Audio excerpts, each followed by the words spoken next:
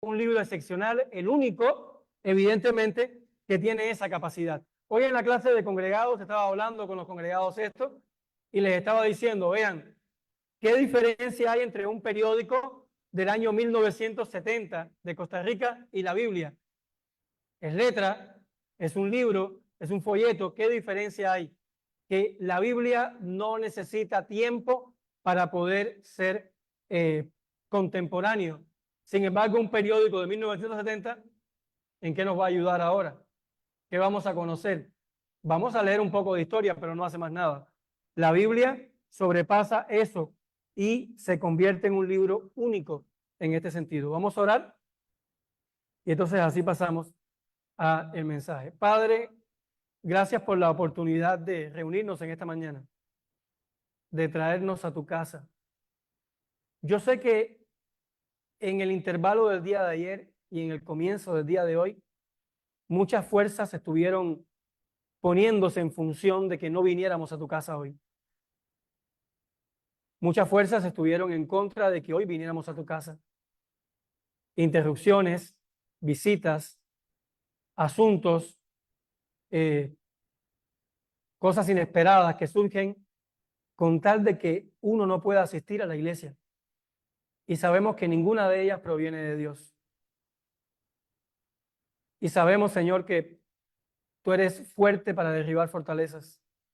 Así que gracias porque si hoy estamos acá, es porque, Señor, te ocupaste de derribar aquellas barreras que impedían que hoy estuviéramos en tu casa. Y gracias porque estamos acá. Aquí nos has traído hoy, Señor, y no nos vamos a ir sin escuchar tu palabra. No nos vamos a ir sin escuchar lo que tienes que decirnos, Señor. Y ya has hablado a través de los cantos, ya has hablado a través de las dinámicas, ya has hablado a través de los diezmos y de las ofrendas, y ya has hablado a través de la exposición de las Escrituras. Ahora, Señor, queremos que nos hables a través de la palabra que en esta mañana también va a ser expuesta. Oramos así en el nombre de Jesús. Amén.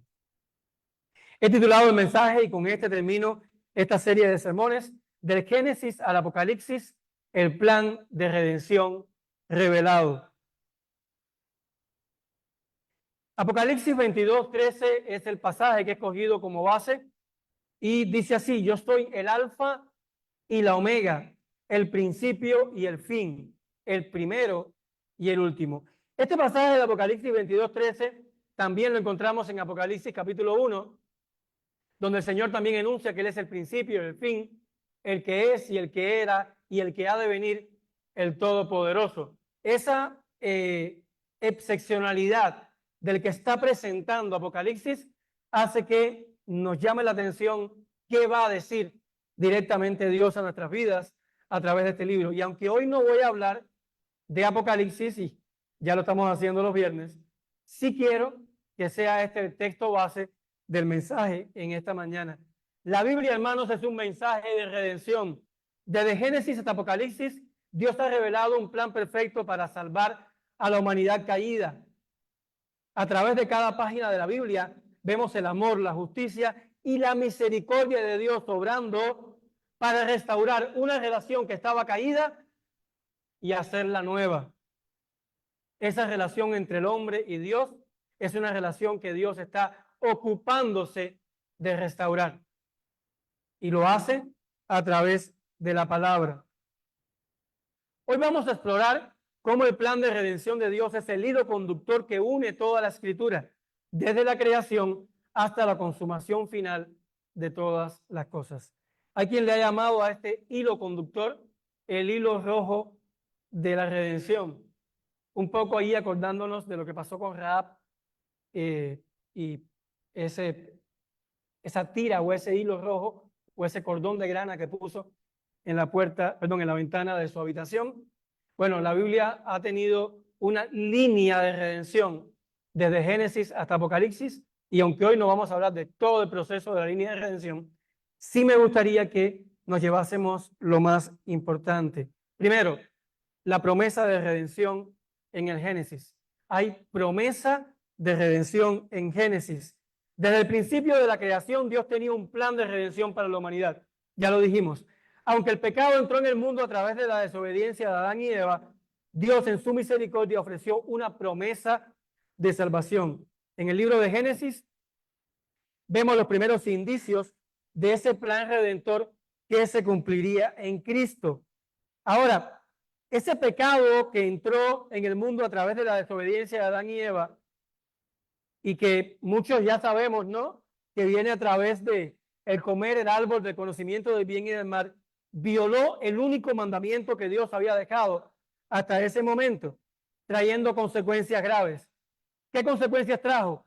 La separación espiritual, perdón, la separación de Dios y la muerte espiritual del hombre. Ahora, incluso en medio de ese proceso de separación, Dios pronunció la primera promesa de redención.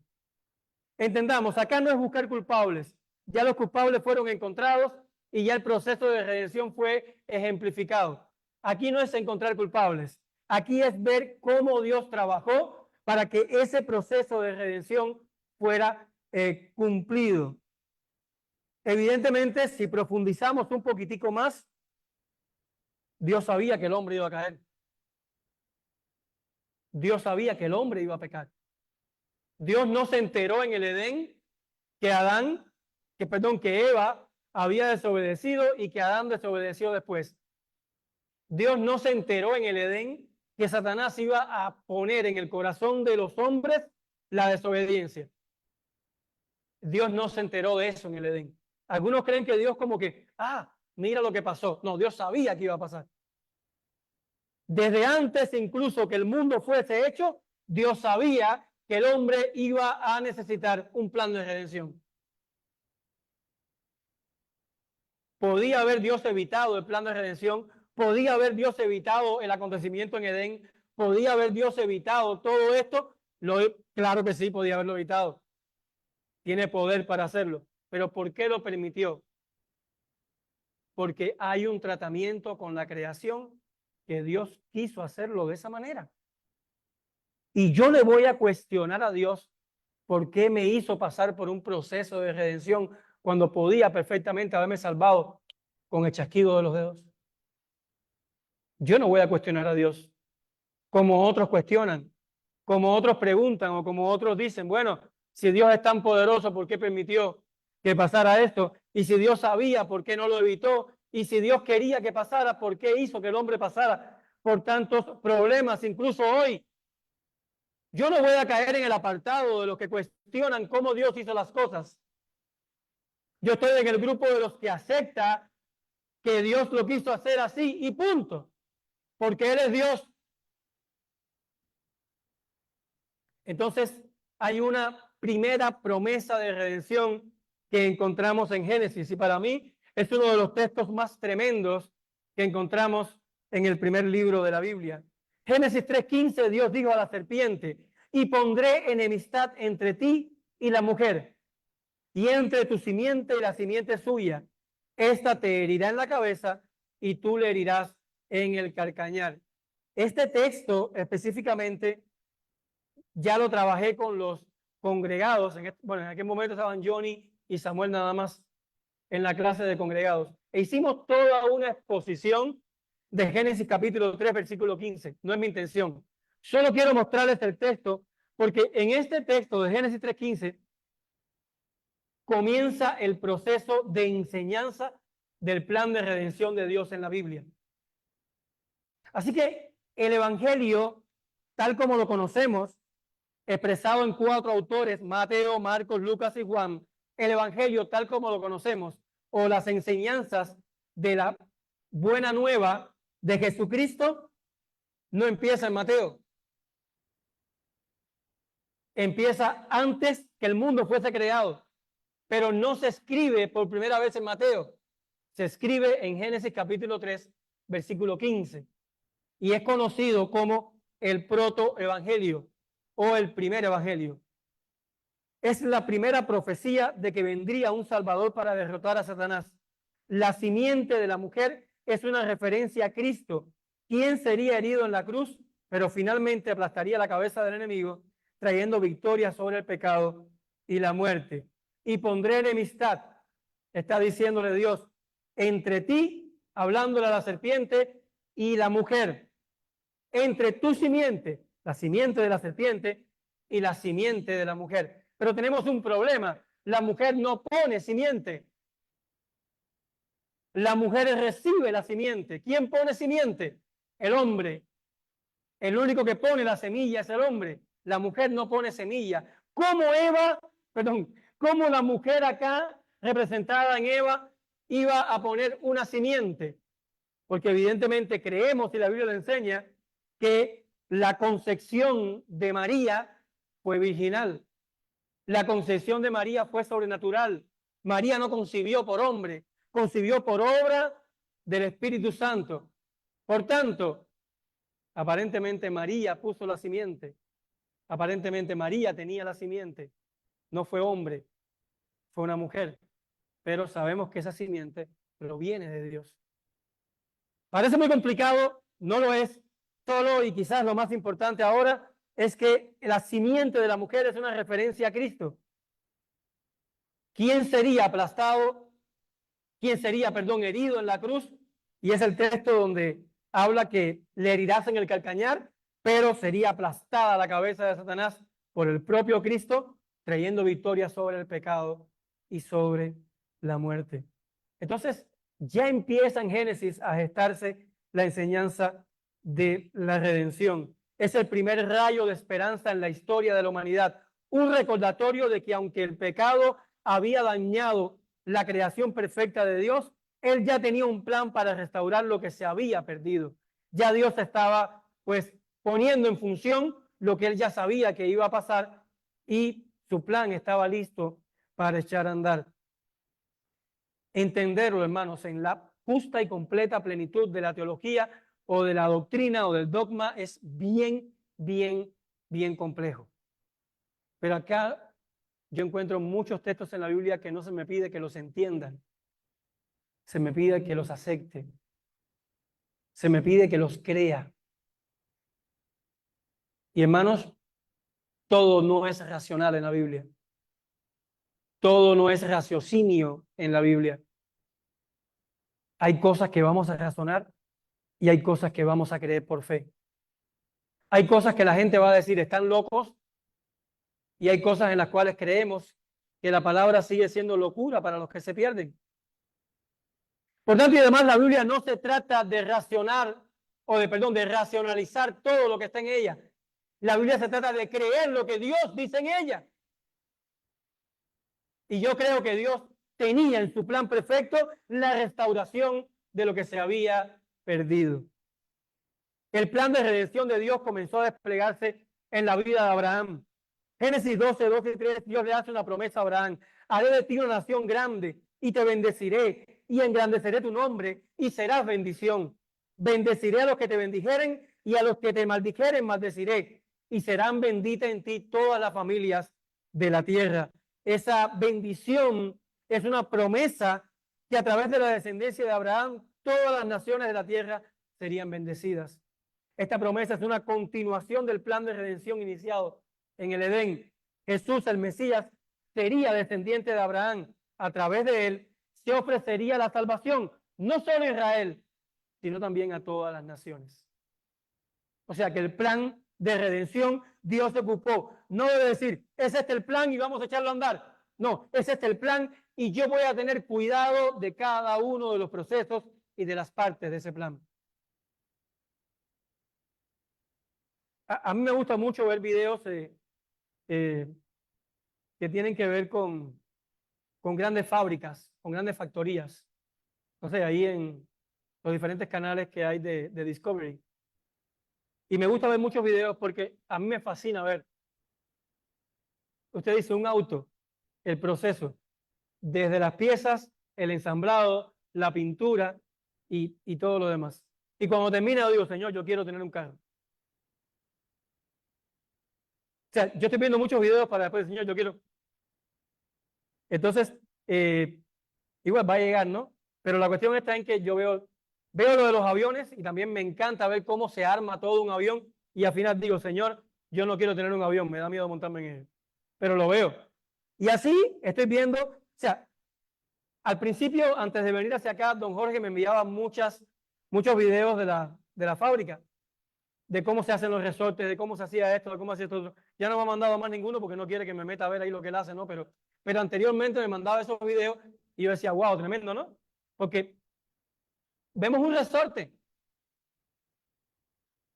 y usted dice, ya, usted le hace así todo, un resorte, qué lindo. Pero el proceso de hacer un resorte no es agarrar un alambre y doblarlo. Lleva un proceso, lleva máquinas, lleva personas que sepan trabajar esas máquinas. O sea, no es fácil hacerlo. Pero ¿cuál es el final? Un resorte en un automóvil, un resorte en un barco, un resorte en cualquier cosa que vaya a poner un resorte. Es lindo ver. Ahora, nadie llega a la factoría y dice, este pedazo de hierro, vamos, háganlo un resorte, o háganlo un avión, o háganlo un carro. Eso no pasa. Hay que estar viendo cómo es el proceso para que quede conforme a como yo quiero que sea. Si no, cada quien va a hacer lo que le dé la gana en el proceso y lo que va a salir al final es lo que a cada quien le dio la gana hacer. Dios no soltó el proceso de redención y dijo, arriba, que cada quien haga lo que entienda. Dios estuvo presente en cada parte del proceso de redención. Dios llevó un control exacto de lo que Él quería que la gente supiera, expresara, comunicara e hiciera. Dios mantuvo un control inequívoco sobre el proceso de redención. Pablo confirma esta interpretación en Gálatas 3:16 cuando escribe, a Abraham fueron hechas las promesas y a su simiente. Vean la especificación de Pablo. No dice y a las simientes, como si hablase de muchos, sino como de uno, y a tu simiente, la cual es Cristo. Esta especificación no la hice yo, esta especificación la hizo Pablo, diciendo que la promesa no fue hecha a las simientes, sino a la simiente. Quizás usted no había percibido ese texto, pero Dios se ocupó de mantener la línea de redención enfocado en la simiente. Y esto, hermanos, es muy llamativo, porque lo que Dios le dijo a Abraham acá en Génesis, Pablo lo confirma en Gálatas. Y eso me hace ver la Biblia desde una perspectiva única. Una de las historias más conmovedoras de Génesis es el sacrificio de Isaac. Génesis 22, Dios le pide a Abraham que ofrezca a su hijo Isaac como sacrificio. Justo antes de que Abraham ejecute el mandato, Dios provee un carnero para ser sacrificado en lugar de Isaac. Vamos a leer. Entonces alzó Abraham sus ojos y miró, y he aquí a sus espaldas un carnero trabado en un zarzal por sus cuernos. Y fue Abraham y tomó el carnero y lo ofreció en holocausto en lugar de su hijo. Y llamó a Abraham el nombre de aquel lugar, Jehová proveerá. Para mí este es uno de los pasajes, vea, yo me erizo y usted no me está viendo. Es uno de los pasajes que más me impacta en Génesis. Porque si Dios me dice a mí, agarra a Samuel o agarra a Darío, y yo sé a dónde ya voy a llevarlo. Y cuando salgo con ellos, mi esposa se queda mirando y ella sabe a dónde va. Y todo el camino, los chiquitos me están preguntando, papá, ¿a dónde vamos? ¿A dónde vamos? Y cuando llegue allí, empieza a preparar todo el altar con todas las cosas. Uno de ellos me diga, papá, ¿y dónde está dónde está el cordero? Que se va a echar a cada holocausto.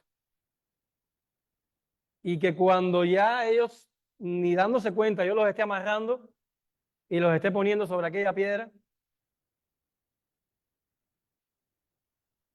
¿cuántos gritos daría Isaac? Dice la Biblia, bueno, la Biblia no dice. Yo creo que Isaac era tan excepcional que ni gritó. Yo pienso que los míos estarían dando gritos hasta que... Pero imagínese usted, agarrar a su hijo o a su hija. eh, es un anticipo esta historia del sacrificio de Cristo.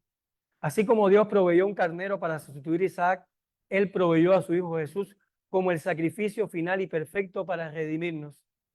¿Qué dice Romanos 8:32? El que no escatimó ni a su propio Hijo, sino que lo entregó por todos nosotros, ¿cómo no nos dará también con él todas las cosas? Ese es otro texto para subrayar. El que no escatimó ni a su propio Hijo. Uno puede desprenderse de un pantalón, de una camisa, de un poco de dinero. Uno puede desprenderse. No, yo en este momento no puedo desprenderme de eso. Alguien se puede desprender de algunas cosas, pero desprenderse de la vida de un hijo, desprenderse de la vida de un hijo, eso es lo más terrible que pueda pasarle a un ser humano.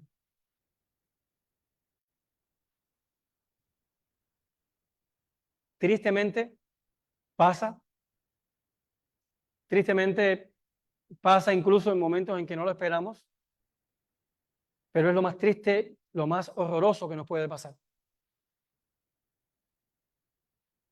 Y desprenderse muchas veces es más obligado que de propia voluntad. Entonces, ¿qué está diciendo el texto? Que Dios de su propia voluntad no escatimó desprenderse para que tú y yo, para que usted y yo tuviésemos no solo la salvación, sino todas las promesas que están en la palabra para nosotros. Entonces, ese plan de redención, Dios empezó a gestarlo en Génesis. El sacrificio de Isaac nos apunta al mayor acto de amor y redención, el sacrificio de Jesús en la cruz, quien dio su vida para salvarnos. En segundo lugar, la redención consumada en la cruz. Ya vimos la redención consumada en Génesis. Ahora vamos a ver la redención consumada en la cruz. El corazón del plan de Dios para la humanidad encuentra su culminación en la cruz de Cristo. Desde el principio Dios prometió redimir a su pueblo, y aunque a lo largo del Antiguo Testamento hubo promesas, pactos, sacrificios que apuntaban hacia la redención, el clímax de la redención se cumplió en la cruz. En ese momento decisivo, el sacrificio perfecto de Cristo trajo redención eterna para todos aquellos que creen en Él. El propósito de la redención no fue solo cancelar el pecado, sino reconciliarnos con Dios. El pecado nos separó de Dios, pero en la cruz Jesús tomó sobre sí esa separación para que pudiésemos ser restaurados en nuestra relación con el Padre. Romanos 5, Dios dice que si siendo enemigos fuimos reconciliados con Dios por la muerte de su Hijo, mucho más estando reconciliados seremos salvos por su vida. Si algo fue impactante en la muerte de Cristo, fue que el velo del templo se rasgó en dos. Eso fue impactante. ¿Por qué? Porque estamos hablando de un acontecimiento único en la historia de ese pueblo. Único, por muchas razones. Pero estamos hablando que es impactante porque la tela, y ahora hablando de tela, qué lindo nos quedó la tela aquí atrás, ¿no? Pero la tela que estaba allí en el propiciatorio, separando el lugar santo del lugar santísimo, era una tela de aproximadamente unos 15 metros de largo y era una tela, tan gruesa que necesitaban varios hombres, incluso creo que en alguna parte dice que hasta un caballo se necesitaba para poder quebrar ese tipo de tela. Era algo monstruoso el tamaño de la tela junto con la fuerza que habría que aplicarle para romper esa tela que separaba el lugar santo del lugar santísimo. Y dice que de pronto esa tela se hacia el medio sin que nadie hiciera nada y se abre a la mitad. Y queda abierto el lugar santísimo a la vista de todos los que podían mirar. Evidentemente un lugar que nadie podía entrar sino el sumo sacerdote una vez al año. Y era algo horroroso para ellos pensar que esa tela podía rasgarse. Y fue una de las señales, entre otras que hubo, para entender qué sacrificio Dios había cumplido en la cruz. Qué sacrificio se había cerrado en la cruz. No solo somos perdonados, sino que somos reconciliados con Dios, traídos de vuelta a una relación de paz con Él. La redención consumada en la cruz también nos otorga la promesa de vida eterna. Juan 3:16 de memoria. De tal manera amó Dios al mundo que ha dado a su Hijo unigénito para que todo aquel que en él cree no se pierda, mas tenga vida eterna. Esa promesa de vida eterna a los que creen en Cristo fue posible únicamente a través del proceso de redención, donde la cruz fue parte de ese proceso. Donde la cruz fue parte de ese proceso. Una de las declaraciones más poderosas de Jesús en la cruz, y se registran que fueron 7 palabras ahí en la cruz, una de las más poderosas fue esta: consumado es.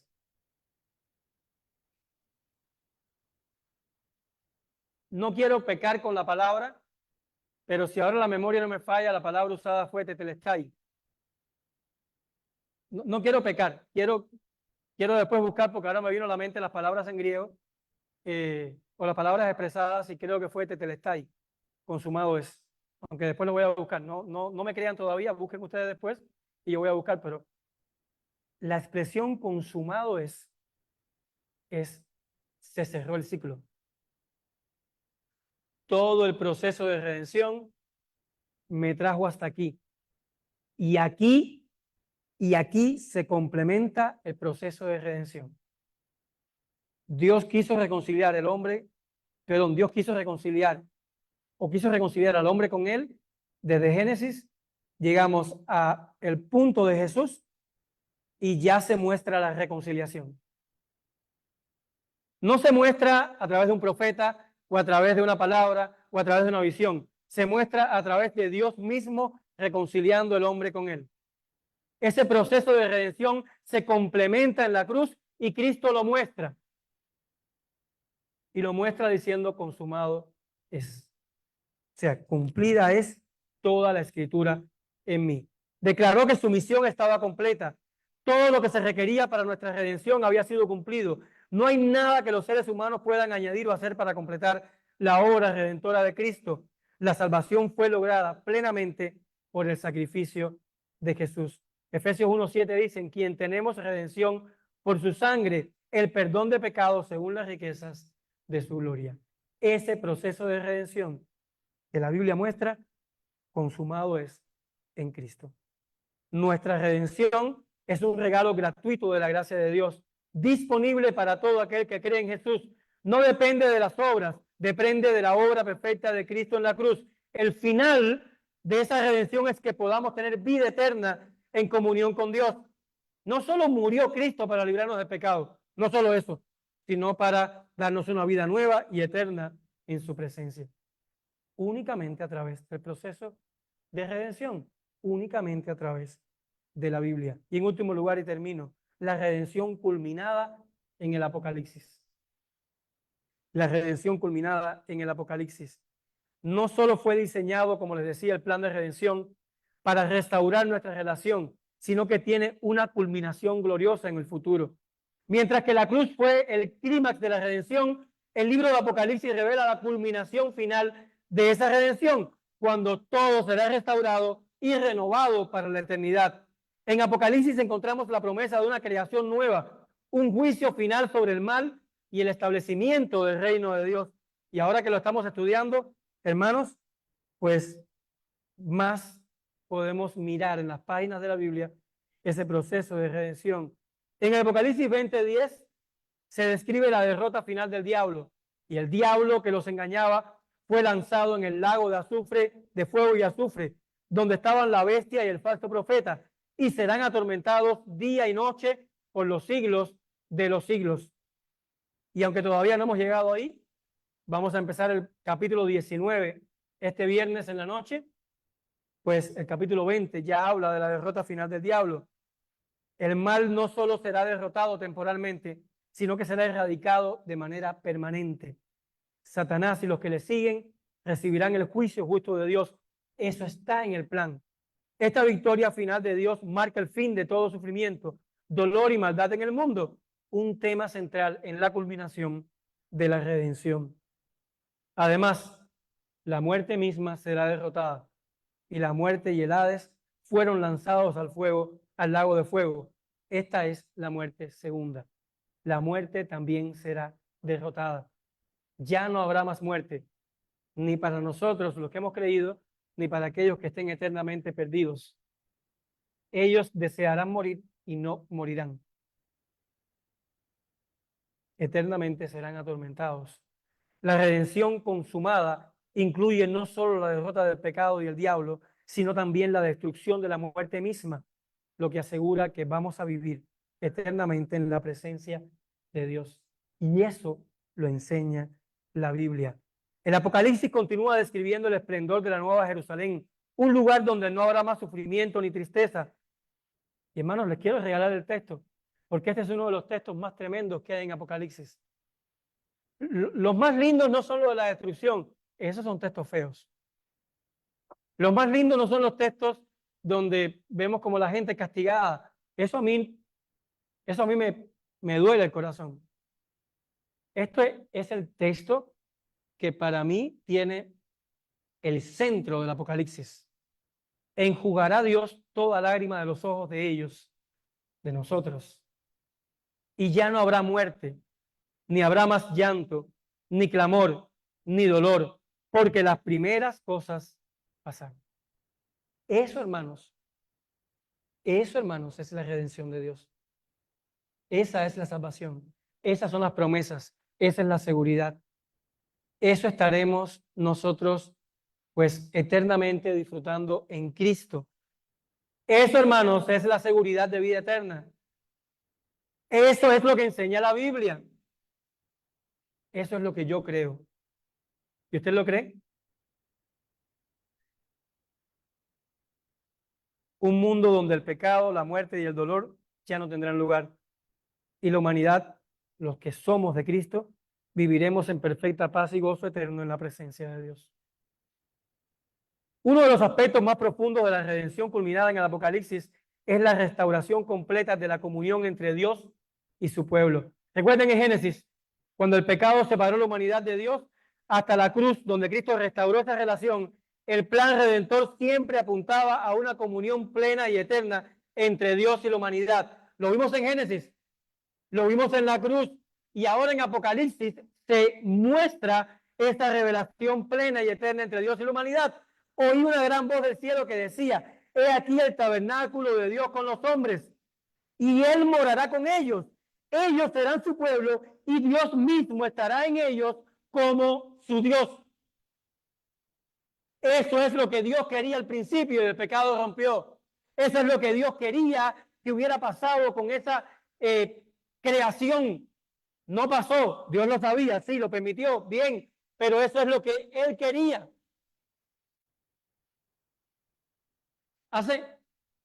Creo que fue el domingo pasado en la clase de congregados, sacamos una clase de preguntas y respuestas bíblicas. Vamos, pregunten qué quieren saber. Y salta la pregunta más interesante que le preocupa al ser humano. ¿Por qué morimos? ¿Por qué mueren los niños pequeños? ¿Por qué mueren los inocentes? Y explicamos o llegamos a la conclusión de que inocentes no hay nadie. Todos nacemos en pecado y que todos morimos por causa del pecado. Todos. No hay definición de edad para morir. Todos podemos morir como consecuencia del pecado. Lo que sí dejamos claro fue algo, y que quiero que quede claro aquí ahora, porque muchas veces escuchan las personas y a veces hasta nosotros decimos: morirse es natural. Es natural morirse. ¿Ustedes creen que es natural morirse?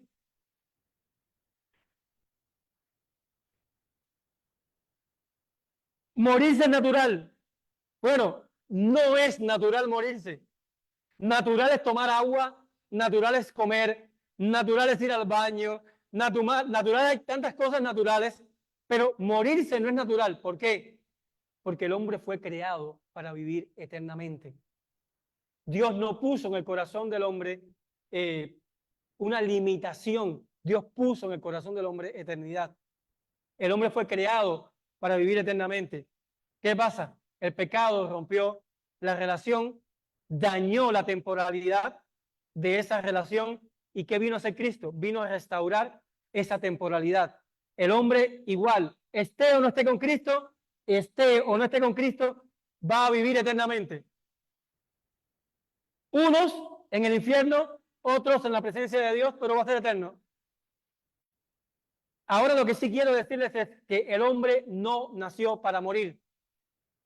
Por eso es que cuando alguien está en el lecho de muerte, no quiere morirse. Clama por un día más de vida, por un segundo más de vida. No quiere morirse porque no es natural. Lo natural es la vida. Así que no diga más si usted lo dice, morirse es natural. No, no es natural. Natural es vivir. Morirse no es natural. El hombre no fue creado para morir. Fue creado para vivir eternamente. Y eso, hermanos, es lo que enseña, la palabra es lo que enseña. Apocalipsis dice que morará Dios con nosotros, Él será nuestro Dios, Él estará entre nosotros. Y eso es, hermanos, la promesa final dentro de la redención. No solo salvar a la humanidad del pecado, sino también traerla a una relación eterna con Él. El tabernáculo, que en el Antiguo Testamento era el lugar donde la presencia de Dios habitaba entre el pueblo, será una realidad definitiva. Dios morará eternamente con su pueblo. Su presencia será visible y tangible. ¿Cómo será? Ni idea. Cosas que ojo no vio. ¿Qué escucharemos de Dios? Ni idea. Cosas que oído no escuchó. ¿Qué va a pasar? Ni idea. Solo sé que la Biblia dice que estas cosas Dios las ha preparado para aquellos que han creído en su nombre. Está preparada para usted, está preparada para mí. Claro, usted ha creído en Cristo, ¿verdad? Concluyo.